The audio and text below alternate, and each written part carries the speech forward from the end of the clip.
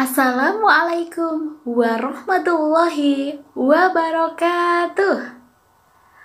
Anak-anak yang solih dan solihah, hari ini kita akan mempelajari pelajaran yang kelima, Rasul Allah Idolaku. Memasuki subtema kedua, yaitu kisah keteladanan Nabi Sulaiman alaihi salam. Kompetensi dasar yang akan kita pelajari hari ini adalah 3.13 mengetahui kisah keteladanan Nabi Sulaiman alaihi salam dan 4.13 menceritakan kisah keteladanan Nabi Sulaiman alaihi salam. Kisah Nabi Sulaiman alaihi salam. Kisah ini disebutkan dalam Al-Quran, surat An-Naml ayat 16 hingga 44. Dalam kisah ini diceritakan bahwa Nabi Sulaiman berhasil menundukkan penguasa negeri Saba, yaitu Ratu Balqis, dengan segala kekuasaan yang dimilikinya atas izin Allah Subhanahu wa Ta'ala. Nabi Sulaiman adalah anak dari Nabi Daud alaihi salam. Beliau mewarisi kerajaan ayahnya dan mendapat gelar kenabian. Allah Subhanahu wa Ta'ala juga memberikan beberapa mukjizat kepada Nabi Sulaiman. Di antaranya, seperti yang disebutkan dalam surat An-Naml ayat 17. Dan untuk Sulaiman dikumpulkan bala tentaranya dari jin, manusia, dan burung. Lalu mereka berbaris dengan tertib. Pada suatu hari, Nabi Sulaiman dan bala tentaranya melakukan perjalanan. Sampailah mereka di lembah yang banyak semutnya. Namun tidak ada yang menyadari kecuali Nabi Sulaiman. "Wahai semut-semut, cepatlah kalian masuk ke sarang, agar kalian tidak terinjak oleh Raja Sulaiman. Dan ayo, cepat lari." "Siap, Ratu." Mendengar seruan Ratu Semut kepada anak buahnya, Nabi Sulaiman tersenyum dan menghentikan langkahnya. Kemudian mereka menunggu rombongan semut itu berbondong-bondong masuk ke dalam sarang. Sebelum melanjutkan perjalanan, Nabi Sulaiman memeriksa tentaranya satu persatu. Ketika sampai di bangsa burung, Nabi Sulaiman merasa ada yang kurang. "Mengapa aku tidak melihat Hudhud? Apa dia tidak ikut dalam perjalanan kali ini?" "Wahai Raja Sulaiman, sebenarnya tadi Hudhud terbang bersama kita. Namun sekarang dia menghilang entah kemana." "Kemana perginya Hudhud? Awas saja dia datang tanpa membawa alasan yang masuk akal. Akan aku hukum dia nanti." Untungnya, tak lama kemudian, burung Hudhud datang. "Dari mana saja kau Hudhud?" "Maafkan hamba karena pergi tanpa izin, wahai Raja Sulaiman. Namun, sebelum menghukumku, sudikah engkau mendengar kabar dariku terlebih dahulu? Mungkin engkau belum pernah mengetahui tentang ini." "Perihal apa itu wahai Hudhud?" "Jadi, sebenarnya di tengah perjalanan tadi, hamba tertinggal dari rombongan. Terbang berputar-putar sampai akhirnya terdampar di suatu negeri bernama Saba. Negeri itu dipimpin oleh seorang perempuan. Namun sayangnya, hamba melihat ratu dan kaumnya sedang menyembah matahari, bukan Allah Subhanahu wa Ta'ala." "Apakah perkataanmu ini dapat aku percaya? Kau tidak sedang mencari-cari alasan agar lolos dari hukumanku, bukan?" "Wahai Raja Sulaiman, mana berani hamba berbohong kepadamu." Nabi Sulaiman mulai berpikir tentang kebenaran kabar yang dibawa oleh burung Hudhud. Kemudian beliau menulis sebuah surat. "Kalau begitu, aku ingin kau melakukan satu hal. Pergilah ke negeri Saba dan bawalah surat ini. Jatuhkan tepat di depan ratu kerajaan Saba, lalu bersembunyilah untuk mengintai keadaan. Aku tunggu laporan darimu di istana." "Siap, laksanakan perintah." Terbanglah burung Hudhud ke negeri Saba dengan membawa surat Nabi Sulaiman. Sesampainya di kerajaan Saba, burung Hudhud terbang ke dalam istana dan menjatuhkan surat di depan singgasana Ratu Balqis. "Hah? Sebuah surat? Dari siapa ini?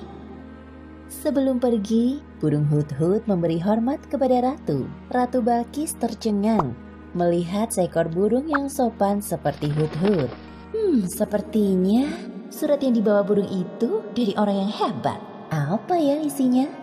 Ratu Balkis penasaran dan langsung membaca isinya. Ternyata surat tersebut dari Raja Sulaiman. Dengan menyebut nama Allah yang Maha Pengasih lagi Maha Penyayang. Aku Sulaiman, utusan Allah. Aku mendengar bahwa ratu dan rakyat negeri Saba menyembah matahari. Sebagai utusan atau nabi Allah, aku ditugaskan untuk mengajak kalian menyembah Allah. Segeralah bertobat sebelum datang kemurkaan Allah atas perilaku kalian, atau aku akan menundukkan kerajaan Saba. Selesai membaca surat itu, Ratu Balkis mengumpulkan para penasehat kerajaannya. Wahai para penasehatku, aku mendapatkan surat dari raja bernama Sulaiman.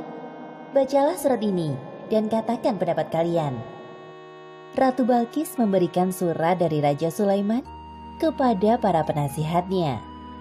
Setelah membaca surat, raut wajah mereka tampak marah. Jadi, apa pendapat kalian mengenai isi surat ini? Sepertinya Raja Sulaiman mengajak kita untuk berperang. Kita jangan mau tunduk kepadanya. Jika kita tidak mau menuruti perintahnya, pasti dia akan memerangi kerajaan Saba. Namun jangan khawatir wahai ratu, pasukan kita siap jika harus berperang melawannya. Yang hamba pernah dengar, beliau adalah seorang raja yang memiliki kekuasaan tidak terbatas. Manusia, jin, dan bangsa burung tunduk kepadanya. Semua keputusan kami serahkan kepadamu, wahai Ratu Balkis. Ratu Balkis mulai berpikir bagaimana cara menghadapi Raja Sulaiman. Ia tidak mau bertindak gegabah, apalagi musuhnya kali ini bukan orang sembarangan. Wahai penasehat, aku ada ide. Besok aku akan mengirimkan hadiah yang banyak dan mewah untuk Raja Sulaiman. Kita lihat tanggapannya. Siapa tahu beliau berubah pikiran. Keesokan harinya, utusan Ratu Balkis berangkat menuju istana Raja Sulaiman di Palestina sambil membawa hadiah yang banyak dan mewah. Sesampainya para utusan Ratu Balkis di hadapan Raja Sulaiman, Aku tidak perlu semua hadiah-hadiah ini. Apa yang Allah SWT berikan kepadaku lebih dari semua ini. Pulanglah kalian, katakan kepada Ratu Balkis, apabila dia dan rakyat Saba tidak mau menyembah Allah, maka aku dan bala tentaraku akan menghancurkan kalian. Baik, wahai Raja Sulaiman, akan kami sampaikan pesanmu kepada ratu kami. kedua utusan itu pulang ke negerinya dengan perasaan sedih dan takut. Mereka segera melaporkan apa yang terjadi dan pesan dari Raja Sulaiman. Kemudian, Ratu Balkis mencari cara lain untuk menghadapi Raja Sulaiman. Jika nekat berperang, jelas pasukannya akan kalah telak. Wahai para penasehatku, siapkan pengawal untukku. Aku harus turun tangan langsung kali ini untuk menemui Raja Sulaiman. Siap, wahai ratu. Tak jauh dari istana, tampak burung hut-hut mendengar percakapan mereka. Ia segera terbang ke Palestina untuk melaporkan apa yang didengarnya kepada Raja Sulaiman. Nabi Sulaiman mendapat laporan dari burung hut-hut dan segera menyiapkan sebuah rencana untuk menyambut Ratu Balkis. Wahai para penasihat kerajaanku, siapakah di antara kalian yang sanggup membawa singgasana Ratu Balkis ke hadapanku? Hamba bisa melakukannya, wahai Raja Sulaiman. Seberapa cepat kau bisa melakukannya? Sebelum engkau berdiri dari duduk, singgasana Ratu Balkis akan hamba bawa ke sini. Wahai Raja Sulaiman, hamba bisa melakukannya sebelum engkau berkedip. Lakukanlah. Seketika itu juga, singgasana Ratu Balkis hadir di hadapan Nabi Sulaiman. Subhanallah, Maha Suci Allah. Inilah karunia dari Allah untuk mengujiku. Apakah aku bersyukur atau malah mengingkari nikmatnya? Seperti yang disebutkan dalam Al-Quran, surat An-Naml ayat 40. Barang siapa yang bersyukur, maka sesungguhnya dia bersyukur untuk kebaikan dirinya sendiri.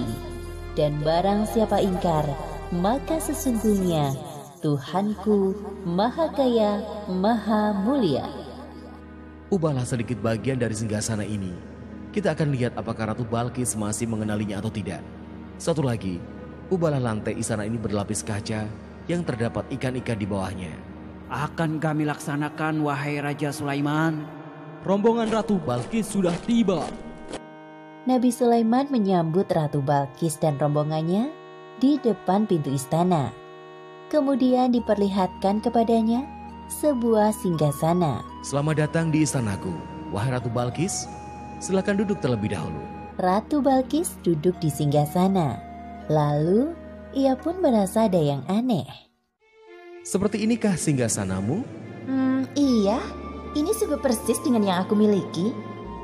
Tapi tidak mungkin. Tadi sebelum pergi, aku melihat singgasanaku masih ada pada tempatnya.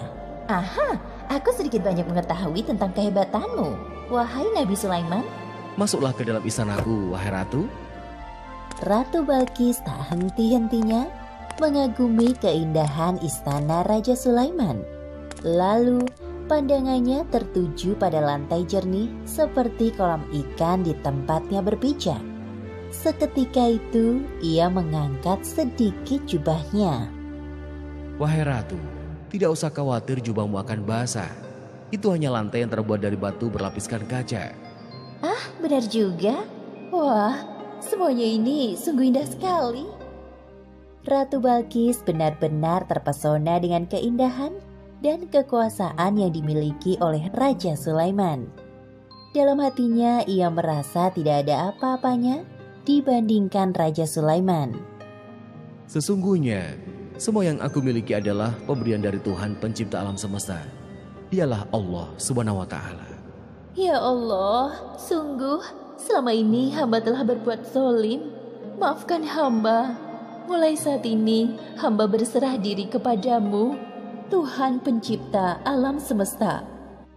Demikianlah akhir kisah Nabi Sulaiman alaihi salam. Beberapa pelajaran yang dapat kita ambil dari kisah ini diantaranya, pertama, hendaknya kita bersikap rendah hati dengan segala kehebatan yang dimiliki, seperti sikap yang dicontohkan oleh Nabi Sulaiman. Kedua, bersikaplah lemah lembut kepada semua makhluk Allah. Dan ketiga, hendaknya kita selalu bersyukur atas karunia yang diberikan Allah dengan cara mengingatnya. Karena semua yang diberikan Allah kepada kita adalah titipan yang kelak akan dimintai pertanggungjawaban di akhirat. Wallahu a'lam bishawab. Anak-anak hebat, demikianlah penjelasan tentang kisah keteladanan Nabi Sulaiman alaihi salam. Pelajaran yang dapat kita petik adalah semoga kita selalu bisa rendah hati dan patuh terhadap perintah Allah Subhanahu wa Ta'ala. Semoga pembelajaran hari ini bermanfaat. Sekian, wassalamualaikum warahmatullahi wabarakatuh.